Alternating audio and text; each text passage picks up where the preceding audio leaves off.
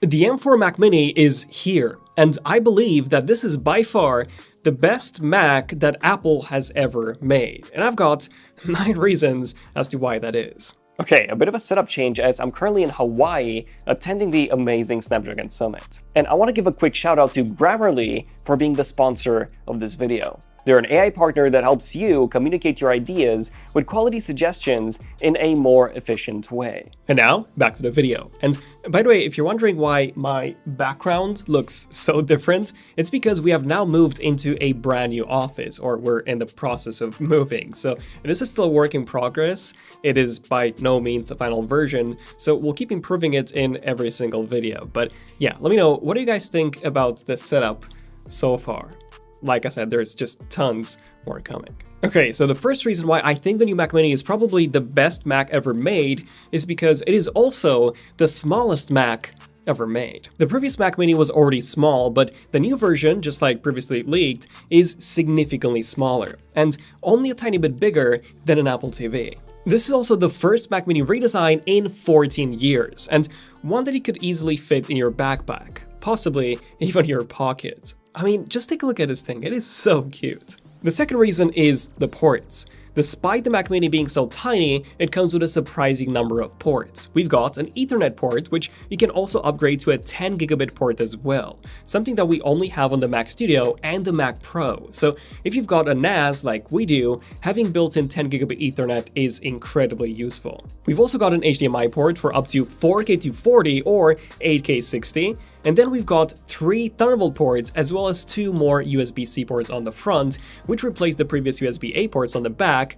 plus a headphone jack there too. The front ports are especially great for when your Mac Mini is sitting on your desk and you want to quickly plug in some drives, as it now matches the Mac Studio with those front ports. Sadly, we do lose 1 Thunderbolt port, as we only have 3 now instead of 4, like on the M2 Pro Mac Mini. However, we now get the same port layout on both the M4 and the M4 Pro versions, whereas before, if you wanted 4 Thunderbolt ports, you had to buy the M2 Pro model. There is just one single port difference though, and that is, if you buy the M4 Pro version, you'll get Thunderbolt 5 instead of Thunderbolt 4, which is the third reason why I think this new Mac Mini is the best Mac that Apple has ever made. You see, Thunderbolt 5 was announced in last September, but as far as I'm aware, no Thunderbolt 5 devices have shipped yet. So I think this Mac Mini is one of the first, if not the actual first computer to feature Thunderbolt 5. And with it, we get a 3 times increase in transfer speeds, from 40 gigabits per second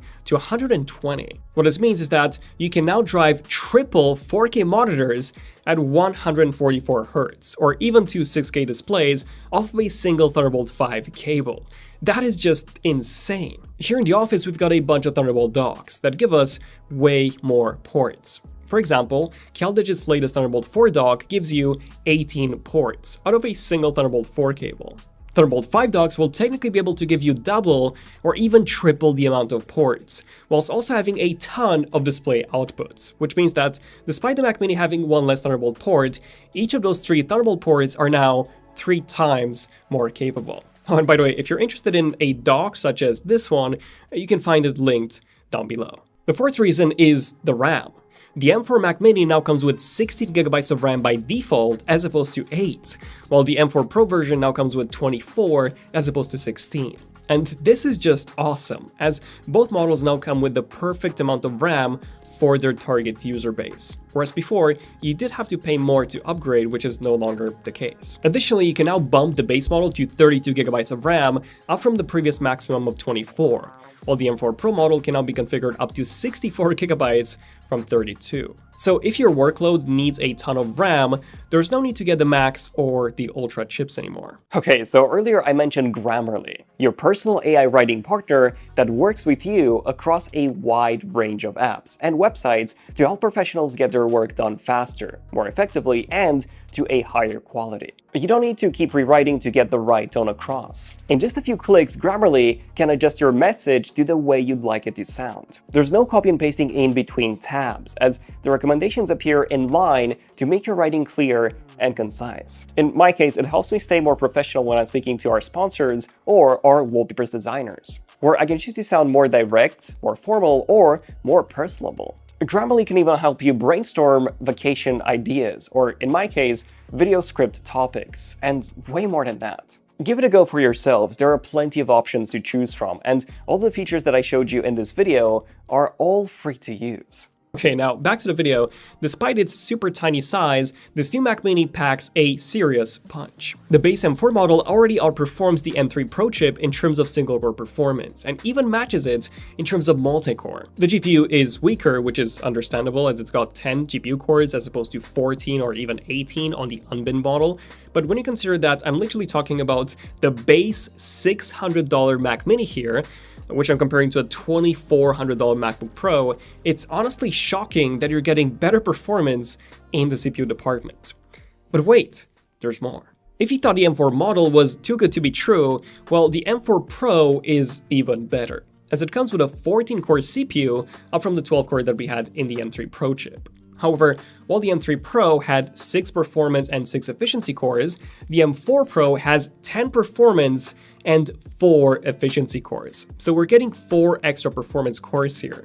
This combined with a 75% more memory bandwidth means that the M4 Pro is an absolute monster. In our M4 MacBook Pro leaks video, I predicted around a 20,000 to a 21,000 multi-core score in Geekbench 6. We still don't have the final numbers, but based on the numbers that Apple gave us in their launch video, Luke Miani calculated about a 22,000 multi-core score, which is actually quite similar to my prediction as well, which would place it above the M2 Ultra and the M3 Max chips, which is absolutely insane. And on the GPU side, just like I thought, we get 2 more GPU cores, for a total of 20, with up to 2 times the GPU performance of the M4 model, with what looks to be a 25% performance gain compared to the M3 Pro chip.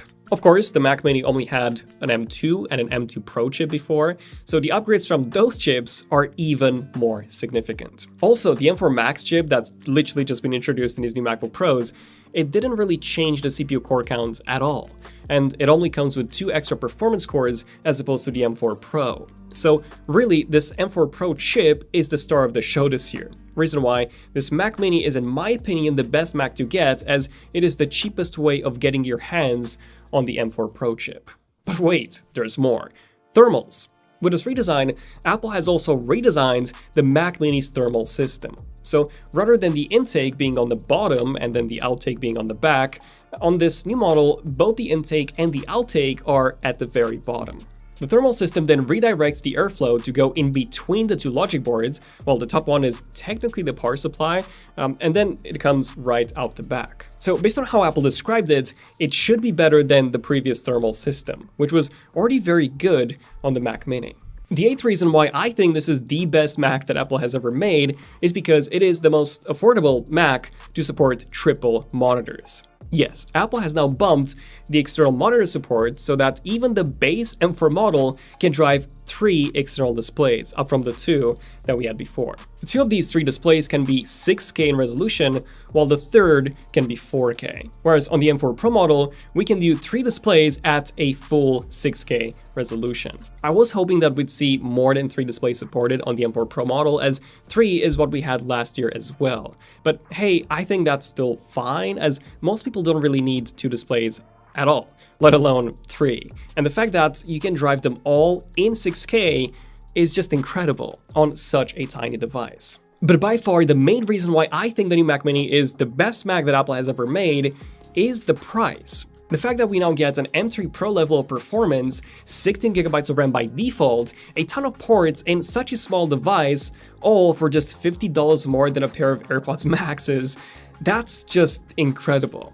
Plus, if you're a student, you can get the base M4 Mac Mini for $500, so even less than the AirPods Max. And with the M4 Pro model, you get more CPU performance than the M3 Max for just $1,400, as opposed to having to spend more than $3,000 for the M3 Max like you had to before. So, will you be picking up an M4 Mac Mini? If so, I think you will absolutely love it. Stay tuned for my hands-on video on this new M4 Mac Mini. We'll also be doing benchmarks, gaming, and testing just a ton more stuff.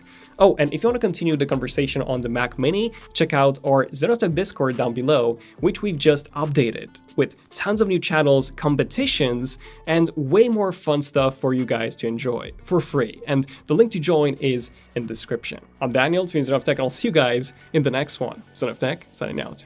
Cheers.